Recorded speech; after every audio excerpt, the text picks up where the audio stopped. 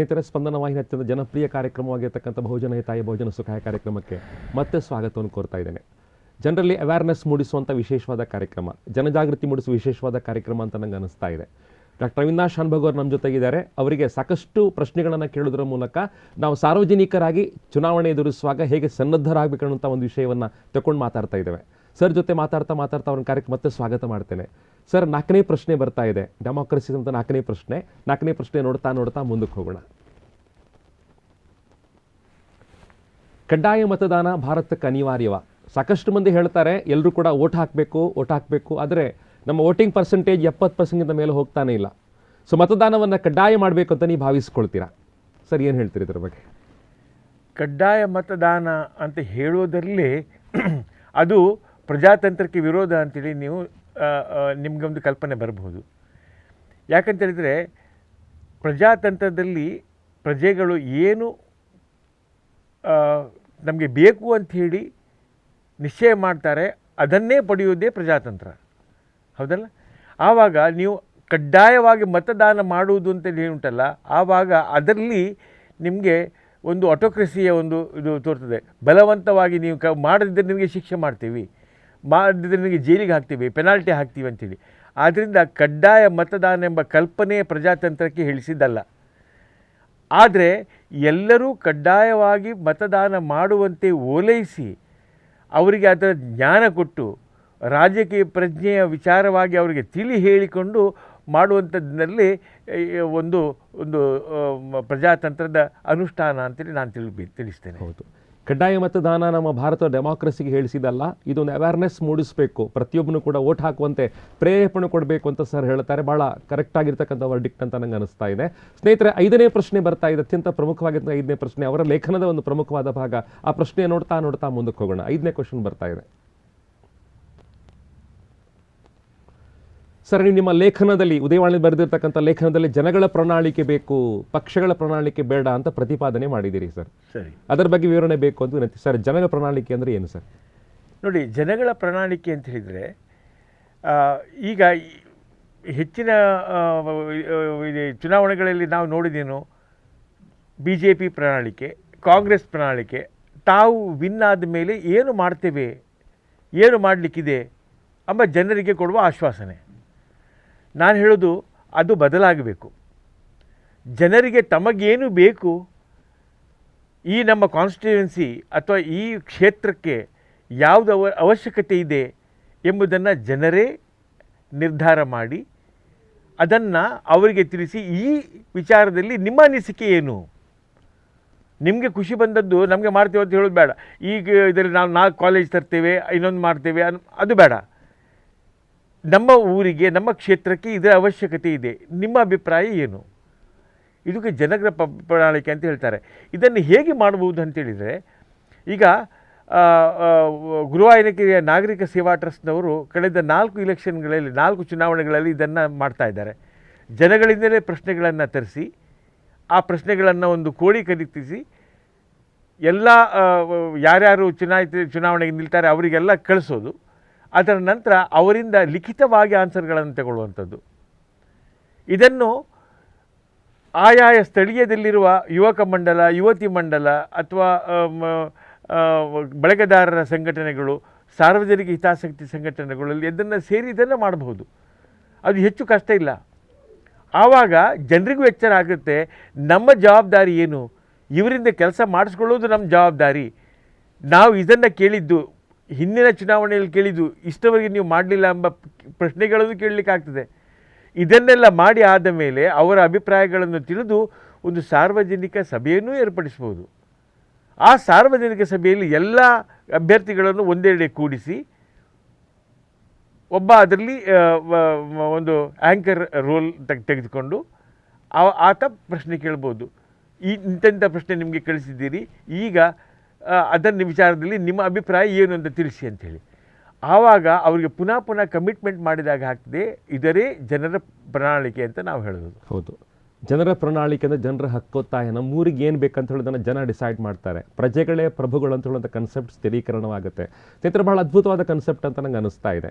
ಪಕ್ಷಗಳ ಪ್ರಣಾಳಿಕೆ ಬೇಡ, ಜನಗಳ ಪ್ರಣಾಳಿಕೆ ಬೇಕಂತ ಹೇಳುವಂಥ ಒಂದು ವಾದವನ್ನು ಡಾಕ್ಟರ್ ಅವಿನಾಶ್ ಶಾನ್ಭೋಗ್ ಅವರ ಸಭೆಯ ಮುಂದೆ ಇಟ್ಟಿದ್ದಾರೆ. ಇದನ್ನು ಖಂಡಿತವಾಗಿ ತಕ್ಕೋಬೇಕೆಂದು ವಿನಂತಿ ಮಾಡ್ಕೊಳ್ತೇನೆ. ಇದು ಅವರ ವರ್ಡಿಕ್ಟ್. ಸ್ನೇಹಿತರ 6ನೇ ಪ್ರಶ್ನೆ ಬರ್ತಾ ಇದೆ. ಡಾಕ್ಟರ್ ಶಾನ್ಭೋಗ್ ಅದಕ್ಕೆ ಉತ್ತರ ಕೊಡ್ತಾರೆ. ಅತ್ಯಂತ ಪ್ರಮುಖವಾಗಿರ್ತಕ್ಕಂಥ 6ನೇ ಪ್ರಶ್ನೆ ಸ್ಕ್ರೀನ್ ಮೇಲೆ ಬರ್ತಾ ಇದೆ.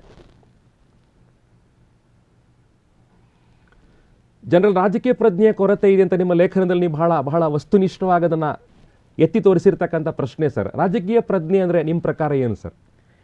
ನೋಡಿ, ರಾಜಕೀಯಕ್ಕೆ ಸೇರುವುದು ಮತ್ತು ರಾಜಕೀಯ ಪ್ರಜ್ಞೆಯನ್ನು ಬೆಳೆಸುವುದು 2 ಪ್ರತ್ಯೇಕ ವಿಚಾರ. ಇದನ್ನು ಹೆಚ್ಚಿನ ಮಂದಿ ಕನ್ಫ್ಯೂಸ್ ಮಾಡ್ಕೊಳ್ತಾರೆ.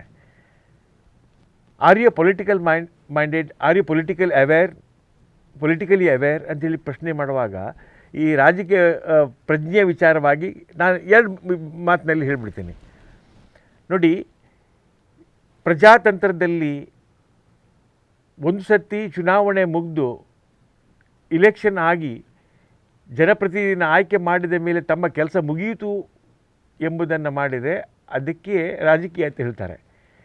ಅದು ಆದ ಮೇಲೆ ಮುಂದಿನ 5 ವರ್ಷಗಳ ಕಾಲ ಅವನು ಏನೇನು ಮಾಡ್ತಾರೆ ಎಂದು ಜನ ಕಣ್ಣಿಟ್ಟು ನೋಡುವುದು ಅಂತಲ್ಲ, ಅದು ರಾಜಕೀಯ ಪ್ರಜ್ಞೆ ಅಂತ ಹೇಳಿಸ್ತದೆ. ಆ ರಾಜಕೀಯ ಪ್ರಜ್ಞೆಯನ್ನು ಎಲ್ಲರೂ ಬೆಳೆಸಿಕೊಂಡಾಗ ಮಾತ್ರ ಪ್ರಜಾತಂತ್ರಕ್ಕೆ ಅರ್ಥ ಇರುವುದು. ಇಲ್ಲಂದರೆ ಪ್ರಜಾತಂತ್ರಕ್ಕೆ ಅರ್ಥನೇ ಇಲ್ಲ. ಒಂದು ಸರ್ತಿ ಇಲೆಕ್ಷನ್ ಆಗಿ ಹೋದ್ಮೇಲೆ 5 ವರ್ಷ ಅವನು ಏನು ಮಾಡೋದು ನಮ್ಗೆ ಗೊತ್ತಿಲ್ಲ ಅಥವಾ ನಮಗೆ ಅಗತ್ಯ ಇಲ್ಲ ಅಂತ ಹೇಳುವುದಕ್ಕೆ ರಾಜಕೀಯ ಪ್ರಜ್ಞೆ ಅಂತ ಹೇಳೋದಿಲ್ಲ. ಆದ್ದರಿಂದ ರಾಜಕೀಯ ಪ್ರಜ್ಞೆ ಅಂತೇಳಿದರೆ ಯಾವ್ಯಾವ ಪಕ್ಷಗಳು, ಯಾವ್ಯಾವ ಅಭ್ಯರ್ಥಿಗಳು ಅಥವಾ ಚುನಾಯಿತರಾದವರು ನಮಗೆ ಏನೇನು ಮಾಡಿದ್ದಾರೆ,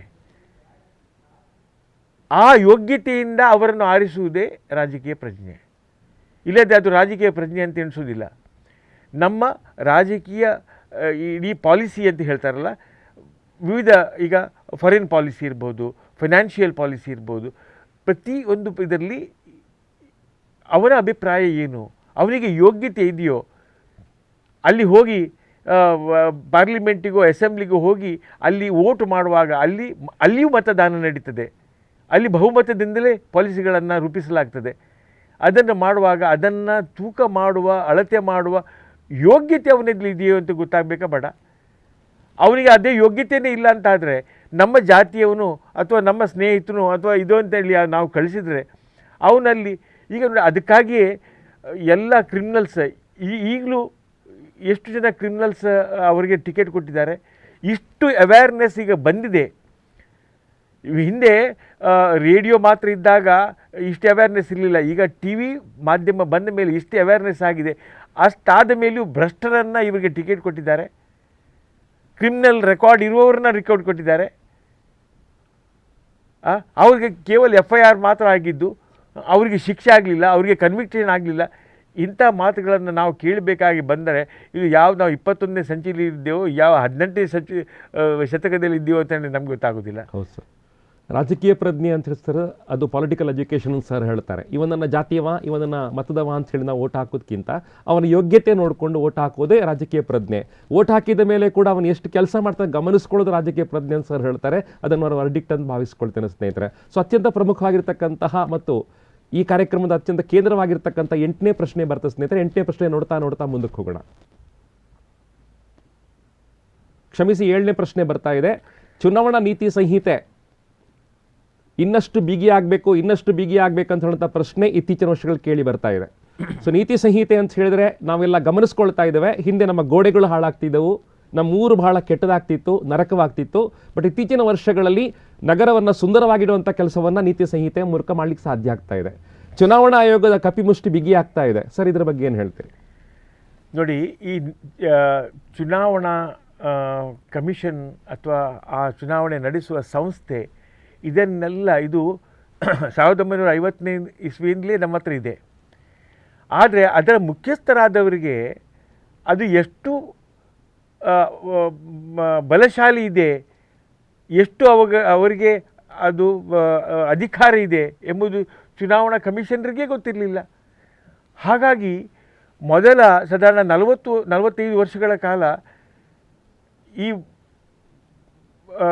ಬಲ ಇದ್ದವನಿಗೆ ಅವನು ಹೇಳಿದ್ದೇ ಮಾತು, ಅವನು ಹೇಳಿದ್ದೇ ಕಾನೂನು ಎಂಬ ನಡೀತು. 95ರವರೆಗೆ ಇದೆಲ್ಲ ನಡೀತು. ನೋಡಿ, ಬಿಹಾರದ ಗುಡ್ಡಗಾಡು ಜನಾಂಗಗಳಲ್ಲಿ ಎಲೆಕ್ಷನ್ನಲ್ಲಿ ವೋಟ್ ಹಾಕಲಿಕ್ಕೆ ಹೆದರ್ತಿದ್ರು. ಅವ್ರಿಗೆ ಓಟ್ ಹಾಕಬೇಕಂತ ಆದರೆ ಯಾರು ಇದ್ದಾರೆ ಅವನ ಜಮೀನ್ದಾರ ಅವನು ಹೇಳಬೇಕು, ಇಲ್ಲದ ಓಟ್ ಹಾಕ್ಲಿಕ್ಕಿಲ್ಲ. ಇಂಥ ಅನೇಕ ಬೂತ್ ಕ್ಯಾಪ್ಚರ್ ಮಾಡೋದು, ಒಂದು 4-5 ಜೀಪ್ಗಳಲ್ಲಿ ಗುಂಡಾಗಳು ಬಂದು ಇಡೀ ಬೂತನ್ನೇ ತಗೊಂಡು ಹೋಗೋದು, ಎಲ್ಲ ಇದು ಮತಪತ್ರಗಳ ಮೇಲೆ ತಮಗೆ ಯಾರು ಬೇಕಾದರೆ ಅವರಿಗೆ ಮುದ್ರೆ ಒತ್ತುದು, ಇದೆಲ್ಲ ನಡೀತಾ ಇತ್ತು. ಆದರೆ 95ನೇ ಇಸ್ವಿಯಲ್ಲಿ ನಮ್ಮ ಶೇಷನ್ ಕಮಿಷನರ್, ಚುನಾವಣಾ ಕಮಿಷನರ್ ಆಗಿ ಬಂದಾಗ ಮೊದಲ ಬಾರಿಗೆ ಈ ಎಲ್ಲ ಈ ಗೂಂಡಾಗಳಿಗೆ ಶೇಷನ್ ದೇವರ ಭಯ ಹುಟ್ಟಿಸಿದರು. ಮೊದಲ ಬಾರಿಗೆ ಆಯಿತು. ನಮ್ಮಲ್ಲಿಯೂ ಚುನಾವಣೆಗಳು ಶಾಂತಿಯುತವಾಗಿ ನಡೆಸಲಿಕ್ಕೆ ಸಾಧ್ಯ ಇದೆ. ಬೂತ್ ಕ್ಯಾಪ್ಚರಿಂಗ್ ಮಾಡಿಕೊಂಡು ಮರ್ಡರ್ಸ್ ಹಾಕಿಕೊಂಡು ನಡೀಬೇಕಾಗಿಲ್ಲ. ನೀತಿ ಸಂಹಿತೆ ಎಂಬುದು ಉಂಟು. ಆ ನೀತಿ ಸಂಹಿತೆಯಲ್ಲಿ ಇಷ್ಟೇ ಹಣ ಖರ್ಚು ಮಾಡಬೇಕು. ಮೊದಲ ಬಾರಿಗೆ ಶೇಷನ್ ಮಾಡಿದ ಕತೆ ಅಂತ ಹೇಳಿದರೆ, ಇಮ್ಮಿಡಿಯೇಟಾಗಿ ಪ್ರತಿಯೊಂದು ಬೂತ್ ಏನಿದೆ ಅದು ಸೆನ್ಸಿಟಿವ್ ಝೋನ್ ಹೌದೋ ಅಲ್ವೋ, ಅದು ಸೂಕ್ಷ್ಮ ಪ್ರದೇಶ ಹೌದೋ ಅಲ್ವೋ ಅಂತೇಳಿ ನಿರ್ಧಾರ ಮಾಡಿ ಅಲ್ಲಿ CRPF ಜವಾನರನ್ನು ಹಾಕಿದರು, ಬಾರ್ಡರ್ ಸೆಕ್ಯೂರಿಟಿ ಫೋರ್ಸ್ನವ್ರನ್ನ ಹಾಕಿದರು, ಮಿಲಿಟ್ರಿಯನ್ನು ತಂದರು. ಯಾಕೆ ಆಗೋದಿಲ್ಲ ಅಂಥೇಳಿ ಮೊದಲ ಬಾರಿಗೆ ಅಷ್ಟರವರೆಗೆ ಬಿಹಾರದಲ್ಲಿ, ಸ್ಪೆಷಲಿ ಬಿಹಾರ ಯಾಕೆ ಹೇಳ್ತಾ ಇದ್ದೇನೆ, ಅಲ್ಲಿ ಹೇಳಿದ್ದೇ ಜಮೀನ್ದಾರರು ಏನು ಹೇಳಿದ್ದು ಅದೇ ನಡೀತು. ಆಂಧ್ರದಲ್ಲಿಯೂ ನಡೀತಿತ್ತು. ಮೊದಲ ಬಾರಿಗೆ ಚುನಾವಣಾ ಕಮಿಷನ್ ತನ್ನ ಮುಷ್ಟಿಯನ್ನು ಬಿಗಿ ಮಾಡಿದ್ದು 1996ನೇ ಚುನಾವಣೆಯಲ್ಲಿ. ಅಲ್ಲಿಂದ ಹೆಜ್ಜೆ ಹೆಜ್ಜೆ ಮೂಲಕವಾಗಿ ಮುಂದೆ ಹೋಗ್ತಾ ಈಗ ಸಾಕಷ್ಟು ಚುನಾವಣಾ ಸುಧಾರಣೆಗಳಾಗಿವೆ. ಆ ವಿಷಯದಲ್ಲಿ ನಮಗೆ ತುಂಬ ಆತ್ಮತೃಪ್ತಿ ಇದೆ. ಹೌದು, ನೀತಿ ಸಂಹಿತೆ ಇನ್ನಷ್ಟು ಬಿಗಿ ಆಗಬೇಕು ಅಂತ ಸರ್ ಆಸೆ ಪಡ್ತಾ ಇದ್ದಾರೆ. ಸೊ ಅದನ್ನು ಮಾಡಿರ್ತಕ್ಕಂತಹ TN ಶೇಷನ್ ಅವರ ಖಂಡಿತವಾಗಿ ಅಭಿನಂದನೆ ಮಾಡ್ತಾ ಇದ್ದಾರೆ. ಅವರ ಮಾತನ್ನು ವರ್ಡಿಕ್ಟ್ ಆಗಿ ತಗೊಂಡು 8ನೇ ಪ್ರಶ್ನೆ ಪ್ರವೇಶ ಮಾಡ್ತಾ ಇದ್ದೇವೆ. 8ನೇ ಪ್ರಶ್ನೆ ಸ್ಕ್ರೀನ್ ಮೇಲೆ ಬರ್ತಾ ಇದೆ ಸರ್. ಚುನಾವಣಾ ವೆಚ್ಚವನ್ನು ನಿಯಂತ್ರಣ ಮಾಡುವಂಥದ್ದು, ಇದು ವೈಟ್ ಮನಿ ಬ್ಲ್ಯಾಕ್ ಮನಿ ಲೆಕ್ಕಾಚಾರ ನಮ್ಗೆ ಗೊತ್ತಿಲ್ಲ ಸರ್. ಆದರೆ 80 ಲಕ್ಷದವರೆಗೆ ಖರ್ಚು ಮಾಡಲಿಕ್ಕೆ ಒಬ್ಬ ಕ್ಯಾಂಡಿಡೇಟ್ಗೆ ಚುನಾವಣಾ ಆಯೋಗ ಸಲ ಪರ್ಮಿಷನ್ ಕೊಟ್ಟಿದೆ.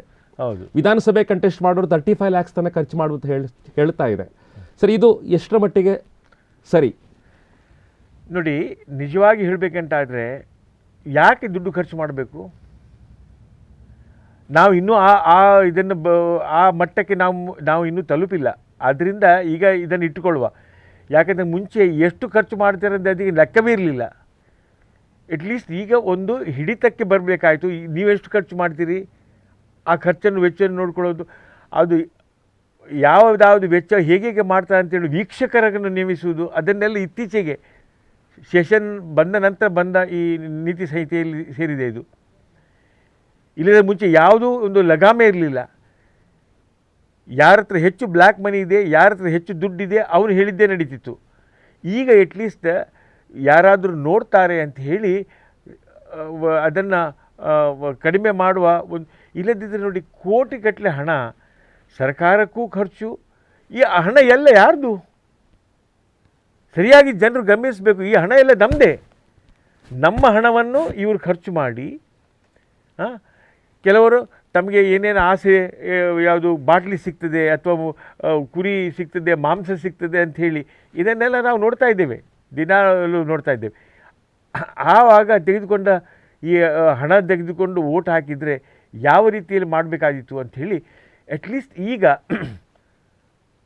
ಅಸಿಸ್ಟೆಂಟ್ ಕಮಿಷನರ್ ಮತ್ತು ಜಿಲ್ಲಾಧಿಕಾರಿ ಇವರೆಲ್ಲ ಒಟ್ಟು ಮಾಡಿ ಒಂದು ಕಮಿಟಿಯನ್ನೆಲ್ಲ ಮಾಡಿದ್ದಾರೆ, ಅಲ್ಲಿ ಗಮನಿಸ್ತಾ ಇರ್ತಾರೆ. ಹೌದು. ಆದ್ದರಿಂದ ಇದು ಚುನಾವಣಾ ವೆಚ್ಚ ನಿಯಂತ್ರಣ ನಿಜವಾಗಿ ಈಗ ಆಗ್ತಾ ಇದೆ. ಇನ್ನೂ ಪೂರ್ತಿ ಆಗಲಿಲ್ಲ. ಇನ್ನೂ ಒಂದು 2-3 ಇಲೆಕ್ಷನ್ ಒಳಗೆ ಅದು ಸಂಪೂರ್ಣವಾಗಿ ಅವರ ಹದ್ದಿಗೆ ಬರ್ತದೆ ಅಂತ ನಾನು ಭಾವಿಸ್ತೇನೆ. ಹೌದು ಸ್ನೇಹಿತರೆ, 8ನೇ ಪ್ರಶ್ನೆಗೆ ಸರ್ ಉತ್ತರ ಕೊಟ್ಟಿದ್ದಾರೆ. ಚುನಾವಣಾ ವೆಚ್ಚವನ್ನು ನಿಯಂತ್ರಿಸುವಂಥ ಒಂದು ಕಾನೂನನ್ನು ಅಧಿನಿಯಮವನ್ನು ಈ ವರ್ಷ 80 ಲಕ್ಷಕ್ಕೆ ಸೀಮಿತಗೊಳಿಸಲಾಗಿದೆ. ಪ್ರಾಯಶಃ ಇದು ಇನ್ನಷ್ಟು ಬಿಗಿ ಆಗಬೇಕು, ಇನ್ನಷ್ಟು ಅಬ್ಸರ್ವರ್ಸ್ ಅದಕ್ಕೆ ಬೇಕು ಅಂತ ಸರ್ ಹೇಳ್ತಾ ಇದ್ದಾರೆ. ಶಕ್ತಿ ತುಂಬುವಂಥ ಕೆಲಸವನ್ನು ಕೂಡ ಸುಪ್ರೀಂ ಕೋರ್ಟ್ ಮಾಡಬೇಕು ಅಂತ ಅವ್ರು ಹೇಳ್ತಾ ಇದ್ದಾರೆ. ಅವರ ಮಾತನ್ನು ವರ್ಡಿಕ್ಟ್ ಆಗಿ ತಗೊಂಡು ಮುಂದೋಗಿ ಸ್ನೇಹಿತರೆ ಒಂದು ಬ್ರೇಕ್ ತಗೋತಾ ಇದೆ. ಬ್ರೇಕ್ ನಂತರ ಬಹುಜನ ಹಿತಾಯ ಕಾರ್ಯಕ್ರಮ ಮುಂದುವರಿಯುತ್ತದೆ.